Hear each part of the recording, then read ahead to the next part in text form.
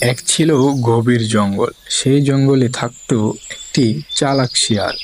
সে আর তার বন্ধু, তারা দুজনেই খুবই ভালো বন্ধু ছিল।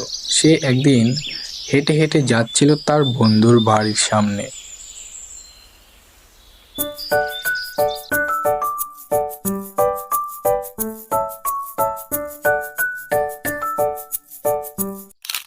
প্রায় অনেকদিন হলোই চিন্টুর বাড়িতে আসি না। কি জানি কেমন আছে। আজকে আসলাম, এসে দুজনে গল্প করব। তারপরে তারা দুজন মিলে গল্প শুরু করে দিল। এই কোনো সাধারণ গল্প নয়, তারা দুজনেই ছিল ছিটকে চোর। চল বেটা, আজকে গিয়ে মুরগি চুরি করব। হ্যাঁ, সেটা তো আমরা করবোই, কিন্তু কোথা থেকে? পাশের